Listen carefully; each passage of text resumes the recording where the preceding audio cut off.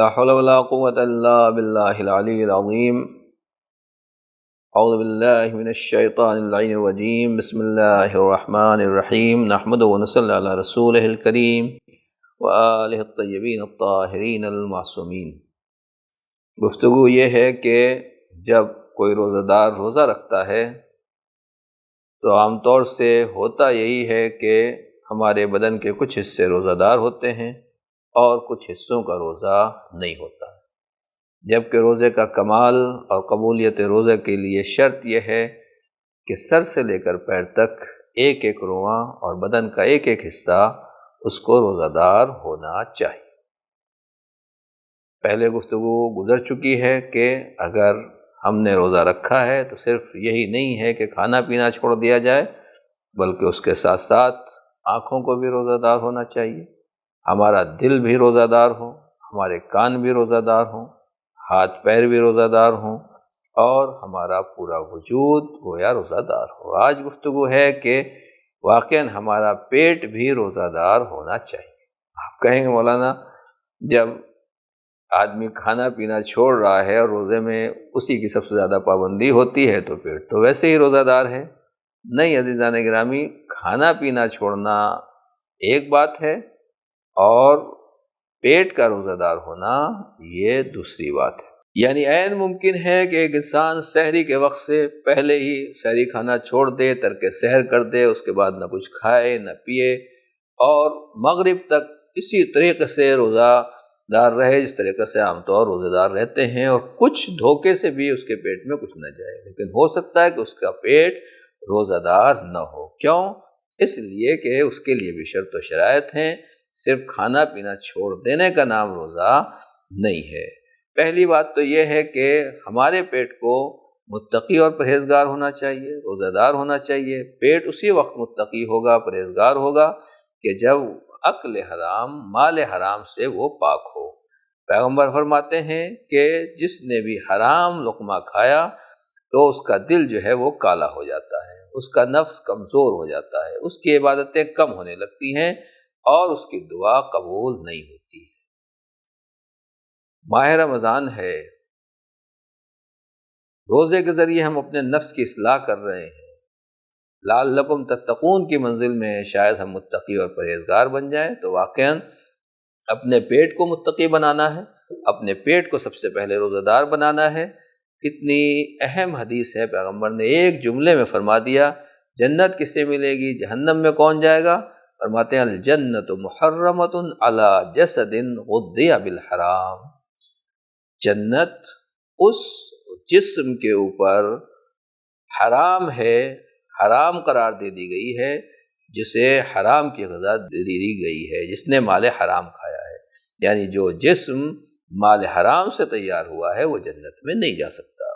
اسی طریقے سے آپ نے فرمایا ہے کہ جو گوشت، جو بدن مال حرام سے پیدا ہوا ہے وہ جنت کی خوشبو بھی نہیں سونگھ سکتا۔ اور اسی طریقے سے آپ فرماتے ہیں کہ جب انسان کے پیٹ میں لقمہ حرام جاتا ہے لعنہ کل ملک فی السماوات والارض، زمین اور آسمان کا ہر فرشتہ اس کے اوپر لعنت کرتا ہے جب تک کہ وہ اس کے پیٹ میں رہتا ہے، تو اللہ بھی اس کی طرف نظر کرم نہیں کرتا۔ ماہ رمضان ہے مگر ہم نے کسی ایسی پارٹی میں شرکت کر لی جہاں مال حرام تھا، کسی ایسی چیز کو کھا لیا جو مال حرام تھا، اور واقعاً اس حدیث کے اعتبار سے اور بھی حدیثیں ہیں انشاءاللہ عرض کروں گا کہ ماہ رمضان میں خالی ہمیں یہی توجہ نہیں دینا ہے کہ سحری کیا ہو، افطاری کیا ہو، تلاوت قرآن کتنی ہے، نمازیں کتنی ہیں، اعمال کیا ہیں، مستحبات کیا ہیں، صبح کی دعا کیا ہے، شام کی دعا کیا ہے، بلکہ اصل یہ دیکھنا ہے کہ ہمارا پیٹ روزہ دار ہے یا نہیں، ہمارا پیٹ متقی بنا یا نہیں بنا۔ اس لیے کہ پیغمبر نے اس کے آگے فرمایا من اکل اللقمہ من الحرام، جو آدمی جو ہے وہ ایک لقمہ حرام کھاتا ہے وہ خدا کے غضب کا میں گرفتار ہوگا، اللہ اس سے ناراض ہوگا۔ اگر توبہ کر لے تاب اللہ علیہ تو اللہ بھی معاف کر دے گا، وَإِن مَاتَ فَالنَّارُ أَوْلَىٰ بِهِ، اب اگر وہ اسی حرام غذا کے ساتھ، پیٹ میں حرام غذا ہے اور اسی طریقے سے دنیا سے چلا جائے، اسی طریقے سے مر جائے، تو پھر جہنم کے علاوہ اس کا کوئی انجام نہیں ہو سکتا ہے، اس کا جہنم اس کے لیے زیادہ اولیٰ ہے۔ اب ماہ رمضان میں ہر آدمی کہتا ہے کہ ہمیں دعا کرنا ہے، ہمارے لیے دعا کیجئے، یہ مشکلات ہیں، وہ پریشانیاں ہیں، وہ زحمتیں ہیں، تو اس کا نتیجہ کیا ہوتا ہے؟ آپ فرماتے ہیں، ارشاد فرماتے ہیں، اِنَّا أَحَدَكُمْ، تم لوگوں میں سے اگر کوئی شخص بھی اپنے ہاتھ کو اللہ کی بارگاہ میں اٹھائے اور یہ کہے یا رب یا رب یا رب، دعا کر رہے ہیں صبح شام، افطار کے وقت دعا کی جا رہی، یا رب یا اللہ یا اللہ یا اللہ، یہ دے دے وہ دے دے، اس بیمار کو شفا عطا فرما دے، اس کی یہ پریشانی، یا رب خلوص دل ہے، گہرائی ہے، آدمی ڈوبا ہوا ہے، افطار کا وقت ہے، قبولیت دعا کا وقت ہے، ماہ رمضان ہے، اور یا رب کہہ رہا ہے۔ تو پیغمبر صادق فرماتے ہیں، حضور سرور کائنات کا ارشاد فرماتے ہیں کہ اگر اپنے ہاتھوں کو آسمان کی طرف اٹھا کے یا رب کہے، وَمَطْعَمُهُ حرام، مگر اس کا کھانا حرام ہو، غذائے حرام پیٹ میں جا رہی ہے، اس کا لباس حرام ہو، تو پھر اس کی کون سی دعا قبول ہونے والی ہے؟ اس کا کون سا عمل قبول ہونے والا ہے؟ یہ آدمی رائے خدا میں ڈونیشن دے رہا ہے، خرچ کر رہا ہے، انفاق کر رہا ہے، لوگوں کو افطار کھلا رہا ہے، وہ بھی حرام طریقے سے، اس کا پیسے کمائی حلال نہیں ہے۔ اگر حج کرے گا تو یہ حج بھی حرام ہوگا، اگر صدقہ نکالے گا تو یہ صدقہ بھی حرام کہلائے گا، اگر شادی کرے گا تو تزوج بحرام، اس نے مال حرام کے ذریعے سے شادی کی ہے۔ مطلب کیا ہوا کہ جو مہر بیوی کو دیا ہے، اگر یہ مہر پاک پیسے کا نہیں ہے تو پھر ظاہر سی بات ہے مہر ادا نہیں ہوا۔ حضور کہہ رہے ہیں کہ یہ شادی حرام ہے، ایک طریقے سے آدمی زنا کر رہا ہے، گناہ کر رہا ہے۔ کیوں؟ اس لیے کہ جو مہر نہ دے یا مہر دینے کی نیت نہ رکھتا ہو وہ زنا کے حکم میں آ جاتا ہے، اور واقعاً ثواب کے بجائے آدمی گناہ کی طرف چلا جاتا ہے۔ وَإِنْ صَامَ أَفْطَرَ عَلَىٰ حَرَامٍ، اللہ اکبر، دن بھر روزے دار تھا مگر تقوائے بد نہیں ہے، پیٹ متقی نہیں ہے، پیٹ روزہ دار نہیں ہے، افطار کر رہا ہے مگر لقمہ حرام ہے، کمائی حرام کی ہے، تو نتیجہ یہ ہوگا کہ یہ لقمہ بھی لقمہ حرام ہوگا اور افطار بھی حرام کے ذریعے سے ہوگا۔ فیا ویحا، افسوس، ہائے تعجب، کیا اسے نہیں معلوم ان اللہ طیب، پروردگار خود طیب و طاہر ہے، پاک و پاکیزہ ہے، تو وہ طیب کے علاوہ، پاک و پاکیزہ کے علاوہ قبول نہیں کرتا۔ اللہ خود ارشاد فرماتا ہے، انما یتقبل اللہ من المتقین، اللہ صاحبان تقوی اور متقین کے عمل کو قبول کرتا ہے۔ جو حرام کھا رہا ہے اور لقمہ حرام پیٹ کی طرف پہنچا رہا ہے، در حقیقت یہ متقی نہیں رہے گا۔ اب لقمہ حرام کیا ہے؟ تو ہم لوگ کچھ خاص چیزوں کو حرام سمجھتے ہیں، لیکن اگر اس کا سرکل، اس کا دائرہ بڑھایا جائے اور فقہی کتابوں کے اعتبار سے دیکھا جائے تو ہر وہ چیز، ہر وہ کمائی، ہر وہ دولت جو میں نے غیر شرعی طریقے سے حاصل کی ہے وہ میرے لیے حرام۔ وہ چیز شرعی اعتبار سے جس کو استعمال کرنے کی میرے پاس اجازت نہیں ہے، اگر میں اس کو استعمال کر رہا ہوں تو وہ میرے لیے حرام ہے۔ اب اس میں ایسا کاروبار، بزنس جو حرام چیزوں کا کاروبار ہے، لاکھ کمائی ہو، پیسہ ہو، اگر شریعت اس کی اجازت نہیں دیتی ہے تو پھر اگر شریعت اس کی اجازت نہیں دیتی ہے تو پھر ہم وہ بزنس کاروبار نہیں کر سکتے ہیں۔ اسی طریقے سے ایسا لین دین جس سے شریعت نے منع کیا ہے، ان سے پرہیز کرنا بھی ضروری ہے۔ خاص طور سے جو حالات آتے ہیں گھریلو معاملات میں، کتنے ماں باپ کے دنیا سے جانے کے بعد میراث تقسیم نہیں ہوتی ہے، اور 10 20 سال ہو گئے ہیں، اگلی نسل دنیا میں آ چکی ہے، ان کے جانے کا وقت ہو گیا ہے۔ ایسے افراد بھی ملیں گے آپ کو جہاں 60 70 سال کی عمر ہو گئی ہے، ابا کب کے جا چکے ہیں مگر میراث تقسیم نہیں، بھائی کو اس کا حق نہیں دیا گیا، بہنوں کو ان کا حق نہیں دیا گیا ہے، ماں کو اس کا حق نہیں دیا گیا ہے، بیٹوں کو ان کو صحیح طریقے سے، جس کے جو بھی ہے وہ اپنے قبضے میں کیے پڑے ہوئے ہیں اور دینے کے لیے تیار نہیں۔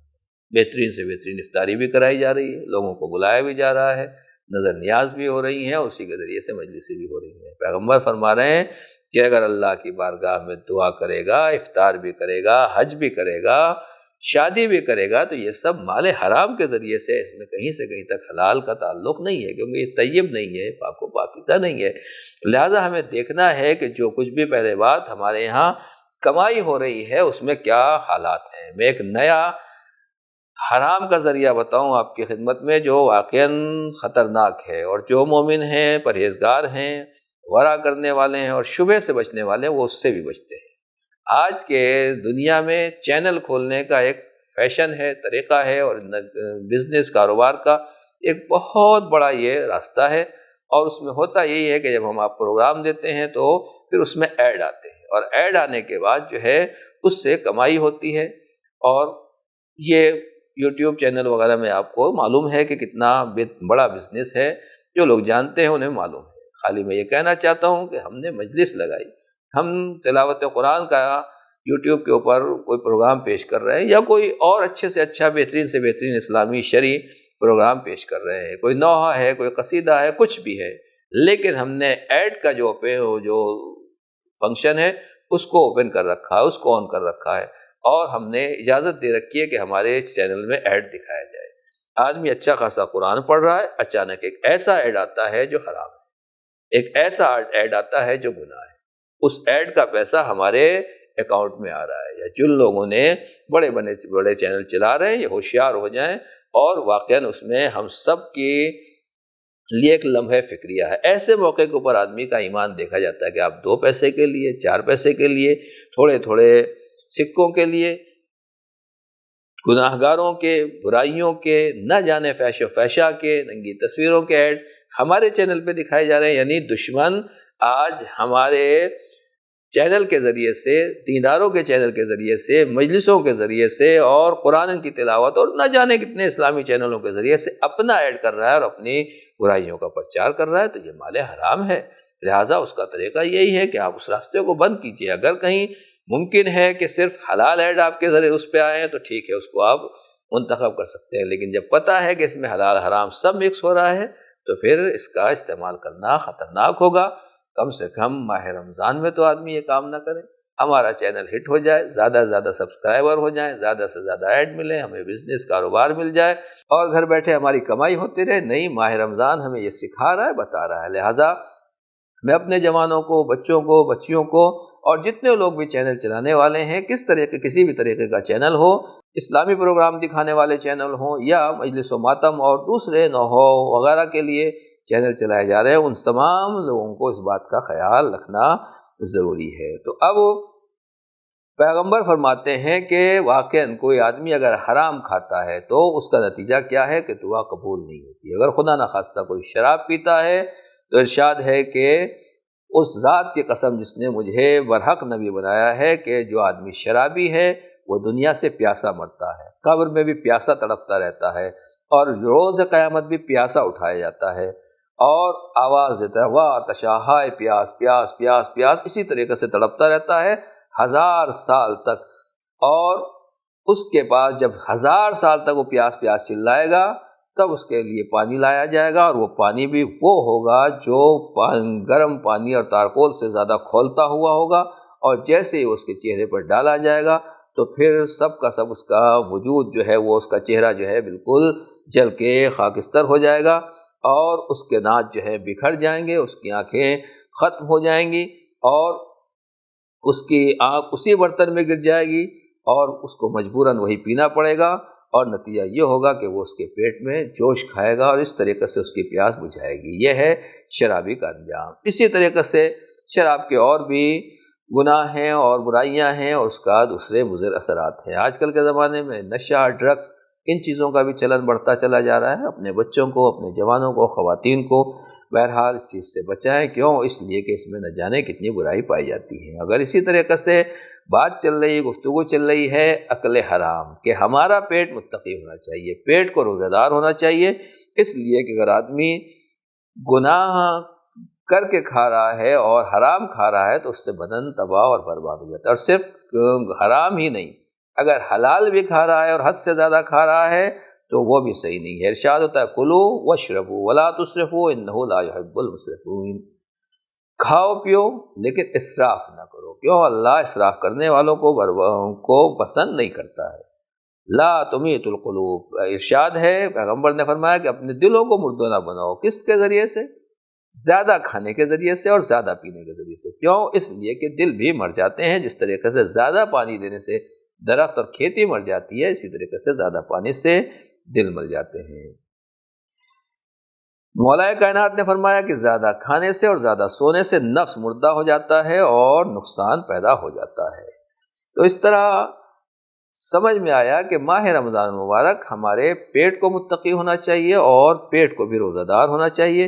ارشاد ہوتا ہے اذا اراد اللہ سبحانہ صلاح عبد، جب پروردگار کسی بندے کی صلاح اور بھلائی چاہتا ہے تو اسے الہام کرتا ہے، اسے سمجھا دیتا ہے قلت الکلام، کہ وہ کم بولنے لگتا ہے، کم بولے اور کم کھائے اور کم سوئے، تو اس کے لیے خیر ہی خیر ہے۔ اسی طریقے سے ارشاد فرمایا پیٹ بھر کے زیادہ پرخوری سے اپنے آپ کو بچاؤ، اس سے دل سخت ہو جاتا ہے، آدمی کی نماز میں سست ہوتا ہے، جسم کمزور ہو جاتا ہے، اور اسی طریقے کی دوسری چیزیں ہیں۔ مختصر یہ کہ ہمارے پیٹ کو بھی روزہ دار ہونا ضروری ہے، ہمارا پیٹ بھی جو ہے متقی اور پرہیزگار ہونا چاہیے۔ پہلی چیز یہ ہے کہ حرام چیز سے اپنے پیٹ کو بچائیں، اور دوسری چیز یہ ہے کہ حرام ہی نہیں بلکہ زیادہ کھانے سے بھی اپنے پیٹ کو محفوظ رکھیں تاکہ ہمارا دل زندہ رہے۔ اور عقل حرام میں، حرام غذا میں وہ چیزیں بھی آتی ہیں کہ جو لوگ خمس ادا نہیں کرتے ہیں، زکوٰۃ ادا نہیں کرتے ہیں، فطرہ ادا نہیں کرتے ہیں، یا ماہ رمضان میں آخر میں دیکھا گیا ہے کہ فطرہ نکال لیں مگر غیر مستحق کو دے رہے ہیں، خمس نکال لیں مگر تعلقات، رشتہ داری، دوست احباب، ان تمام چیزوں کو خیال کر کے شرعی اعتبار سے نہ دینے کے بجائے ایسے لوگوں کو دے رہے ہیں جو مستحق نہیں ہے۔ تو جہاں ہمارے شرعی حساب و کتاب ہمارے مال میں نہیں ہوں گے اور مال پاک نہیں ہوگا تو اس سے بھی انسان عقل حرام کی منزل میں آتا ہے، اور جب لقمہ حرام پیٹ میں رہتا ہے تو بہت دور تک کی بات جاتی ہے۔ امام حسین نے لشکر یزید سے یہی کہا تھا کہ میری بات تمہارے سمجھ میں اس لیے نہیں آ رہی ہے، تم میری بات کے اوپر اس لیے توجہ نہیں دے رہے ہو کہ یزید کا لقمہ حرام اور یزید کی تنخواہ تمہارے پیٹ میں ہے، اس کی غذا تمہارے پیٹ میں ہے، تم نے حرام کھا رکھا ہے۔ تو جب آدمی حرام کھاتا ہے تو پھر امام حسین علیہ السلام کی بات بھی اور ان کا شیرین پیغام بھی اس کی سمجھ میں نہیں آتا، بلکہ وہ امام کو قتل کر دیتے ہیں۔ اور شہادت امام حسین علیہ السلام اس بات کی گواہ ہے اور اس بات کا ثبوت ہے کہ قاتلین امام حسین وہ تھے جو مال حرام کھانے والے تھے۔